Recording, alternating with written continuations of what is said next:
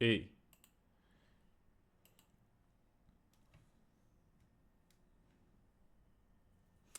Fala pessoal, bom dia. Vamos aqui então à nossa aula de revisão, né? Das lives, das matérias dadas. Então a gente vai fazer uma revisão aqui do sistema nervoso, ok?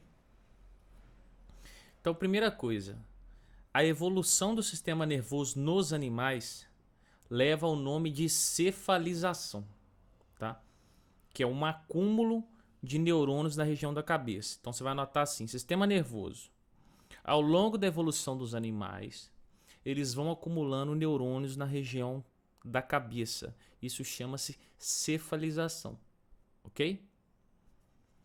O auge disso acontece a exemplo do ser humano, onde nós temos o cérebro, que é um grande aglomerado de neurônios que comanda todo o restante do sistema nervoso.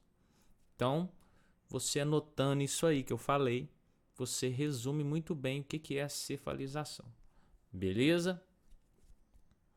E aí é o seguinte, quando nós pegamos o ser humano,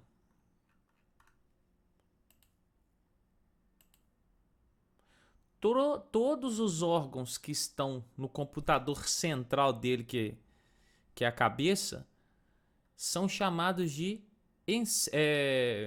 encéfalo. O conjunto de órgãos da cabeça é chamado de encéfalo, sendo composto pelo cérebro, cerebelo, ponte, bulbo e medula espinhal, ou espinal, ok? Então isso é o que nós chamamos de encéfalo.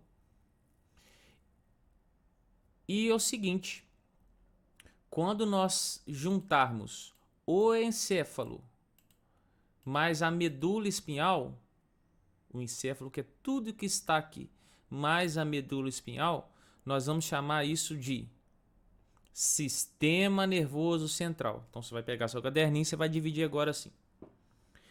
Sistema nervoso central: cérebro, cerebelo, bulbo, ponte e medula espinhal, tá?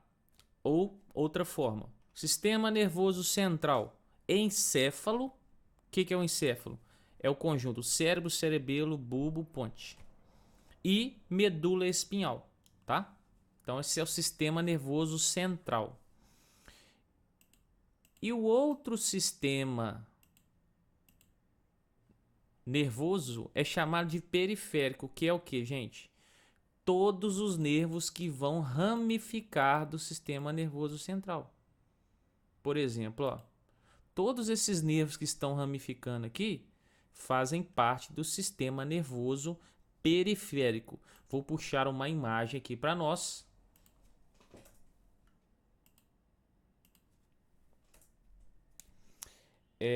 Vamos lá.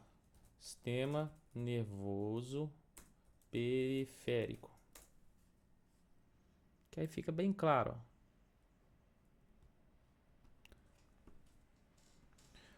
Todos os órgãos que estão na nossa cabeça, que são chamados de encéfalo, cérebro, cerebelo, bulbo, ponte e medula espinal, sistema nervoso central, tudo que se ramifica disso chamamos de sistema nervoso periférico.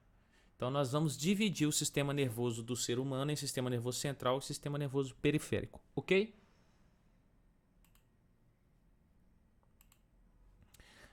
A partir disso, a gente analisa o sistema nervoso central e o periférico. Porém, tudo começa com os neurônios, né? Que é a célula que compõe o sistema nervoso. O neurônio é feito de corpo celular, os seus dendritos, o axônio, que é o rabo, e a ponta do rabo, que é o terminal do axônio. Tem neurônio que vai ter a bainha de mielina, que é o extrato mielínico, tem neurônio que não. Neurônios que têm bainha de mielina são neurônios que vão precisar de passar um impulso nervoso com grande velocidade. Neurônios relacionados aos nossos músculos, que fazem nós termos os nossos reflexos, que nos protegem, tá? Outros neurônios não. Importante destacar, o impulso nervoso, ele se desloca do dendrito para o terminal do axônio, nunca o inverso, ok? Aí aqui vai para um outro neurônio, para um órgão para uma glândula, para um músculo, tá? Como que os neurônios se comunicam entre si? Ou com um músculo, ou com um neurônio, ou com qualquer outro órgão? Na pontinha do terminal do axônio, que é o que você está vendo ampliado aqui, vai existir umas vesículas, que são bolas cheias de substâncias químicas conhecidas como neurotransmissores. Quando o impulso nervoso chega aqui, estimula essa vesícula cheia dessas substâncias chamadas de neurotransmissores a serem liberadas, que elas vão sair aqui e vão liberar esses neurotransmissores. No outro neurônio, ou no órgão, ou no músculo, ou numa glândula que está ligada a esse neurônio, vai ter essas estruturas conhecidas como receptores, de forma que quando esse neurotransmissor encaixa no receptor, ele vai ativar um impulso nervoso nesse neurônio, que vai fazer todo o caminho, dendrito, corpo celular, e assim segue o impulso para o outro neurônio, para o músculo fazer uma contração, para uma glândula liberar um hormônio, um órgão fazer alguma coisa. Esse processo de comunicação que é chamado de sinapse, e essa região que é chamado de fenda sináptica. O importante é o seguinte, quando o neurotransmissor atracou aqui no receptor, ele ativou um impulso nervoso nesse neurônio. Só que depois esse neurotransmissor tem que ser destruído para esse neurônio não ficar eternamente ativado, entende? E aí existem essas enzimas que vão fazer o papel de destruir esses neurotransmissores para liberar um receptor para uma nova comunicação entre os neurônios. Ok, meus queridos? Algumas substâncias vão acelerar essa atividade, que é o caso da cafeína, acelera essa transmissão, por isso que a pessoa fica mais acesa, e outras vão deixar ela paralisada, reduzida, tá? Aí aqui nós temos, vamos estudar com detalhes agora o sistema nervoso central, onde nós temos o encéfalo, que é composto primeiramente pelo cérebro. Cada região do nosso cérebro, como você pode ver no seu livro, é responsável por uma determinada função. Importante destacar, essa região é a visual. Quando você precisa usar óculos, você começa a sentir dor nas costas da cabeça, tá? E aí é o seguinte, quando eu parto o meu cérebro e vou analisá-lo, eu vou ver essa carinha aqui do cérebro, onde eu tenho uma substância mais escura nas bordas e uma substância mais clara. Essa substância mais escura é onde ficam os corpos celulares dos neurônios, e a mais clara é onde vai ficando os axônios. Então você tem que imaginar que você tem milhões de neurônios, estou desenhando grandão, com os corpos celulares nessa borda e os axônios no meio, tá? Outras estruturas, hipotálamo.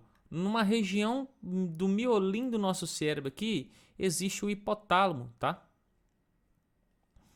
Que é uma região que o cérebro tem que produz hormônios e liga o cérebro ao sistema endócrino, tá? E ele também é responsável por regular a nossa fome, a nossa sede, a temperatura do corpo e o sono, além de estar ligando o sistema nervoso ao sistema endócrino. Outra estrutura é o cerebelo, que é responsável por controlar o nosso equilíbrio do nosso corpo e o tônus. O tônus, como eu já comentei, é o mínimo de força que o nosso corpo faz para se manter firme. Quando você está em pé, você está exercendo o mínimo de força para se manter em pé. Correto? Você não está 100% relaxado. 100% relaxado é se você desmaiar quando você ficar em pé. Você fica mole de tudo, você cai, entendeu? O tônus é o mínimo de força que seu corpo exercita para você não ficar mole de tudo e se manter firme, tá? Ainda não é uma força de você contrair, não. É um mínimozinho ali. Depois nós vamos ter o bulbo. O bulbo, que é o carinha responsável por controlar a harmonia entre os seus pulmões, seu coração, circulação. Ele coordena isso tudo, que é o que chamamos de sistema cardiorrespiratório. Movimenta os pulmões, o batimento do coração, ele coordena isso tudo bonitinho, tá? Também é responsável pela tosse, espirro e vômito, tá? Que são reações automáticas. A ponte vai ligar o cérebro, tá? Vai ligar o cérebro, o cerebelo e o bulbo. Ela liga, ó, o cerebelo, o cérebro e o bulbo. Ela faz uma ligação com essa turma aqui. E aqui nesse final começa a se formar a medula espinhal, tá? A medula espinhal, galera, é o seguinte, ela já é o inverso do cérebro.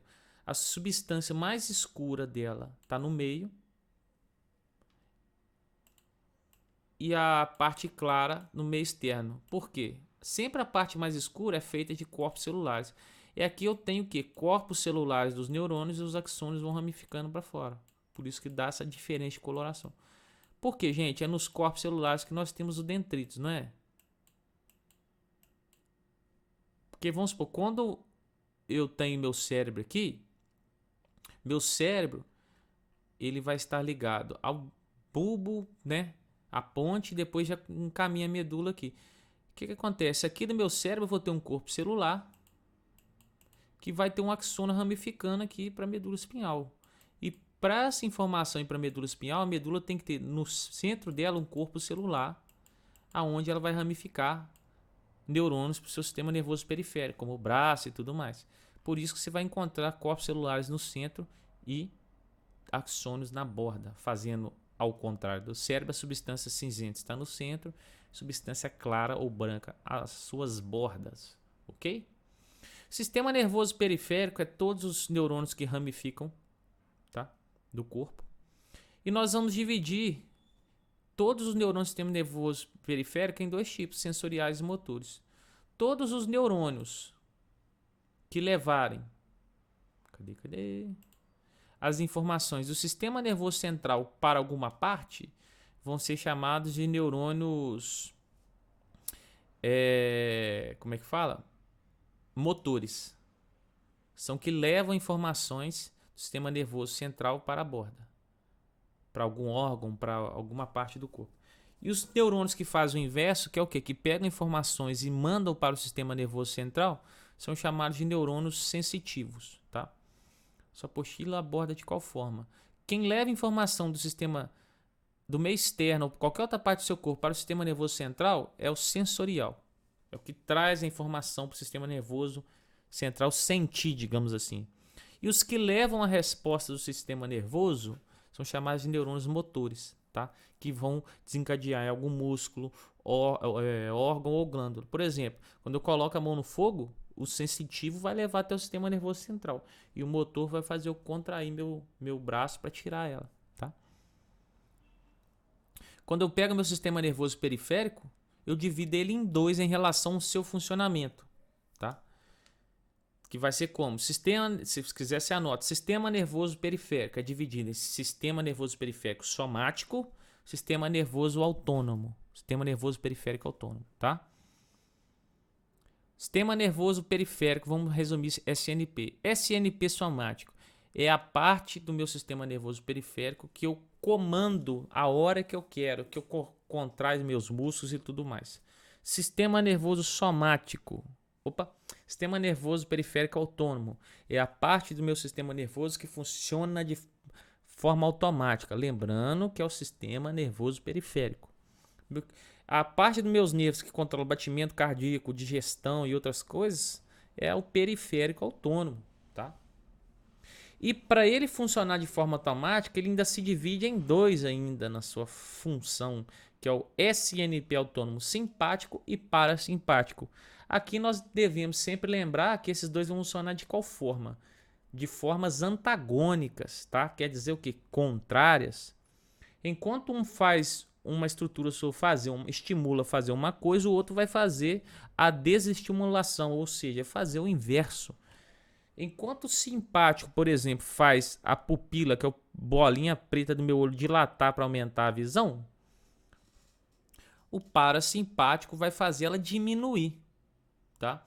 Enquanto o parasimpático estimula eu salivar muito, o outro vai inibir.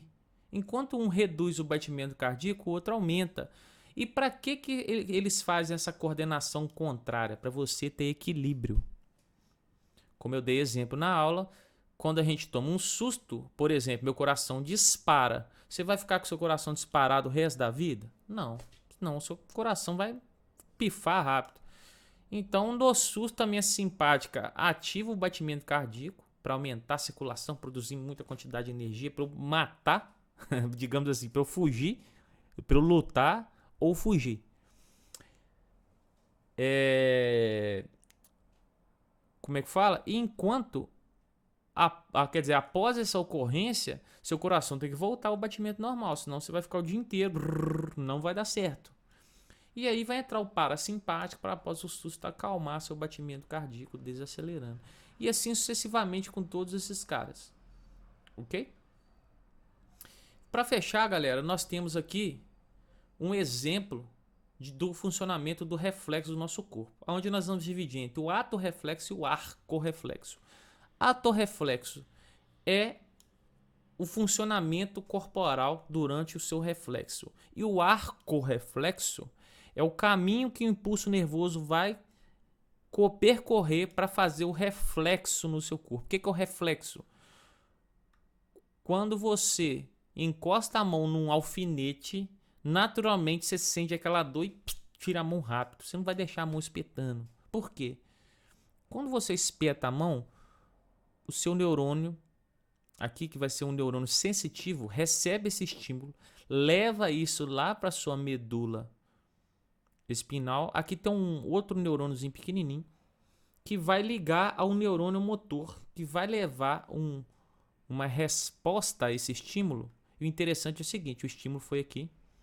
Lá na sua medula espinhal, ela já elabora a resposta a esse estímulo, que é fazer o músculo contrair. Aí vem um neurônio motor e vai fazer seu músculo contrair, de forma que você tire o braço. Por que isso é importante? Por que isso não vai até o cérebro? Porque para reflexos que me ajudam a defender a minha vida em situações inesperadas, eu preciso de uma resposta corporal rápida. 1 milésimo de segundo pode ser crucial para eu não desviar de uma pedra, por exemplo, e morrer com ela. Por isso que isso é feito aqui, na minha coluna. Se esse neurônio tivesse que mandar informação para a medula, para subir lá para o cérebro, para elaborar a resposta no cérebro e voltar, eu perderia tempo. Então, o que é o ato reflexo? Por exemplo, quando eu espetei aqui, eu contraio o músculo automaticamente. Ou então, quando eu coloco a pontinha do meu dedo no fogo, sem perceber, eu tomo choque, eu tiro a mão automaticamente. E o arco reflexo é simplesmente esse caminho que nós temos sendo percorrido pelo nervo ali. Beleza, meus amigos? Tá? E agora vai os exercícios que eu vou passar para vocês. Tá aí a nossa revisãozinha, tá? Grande abraço.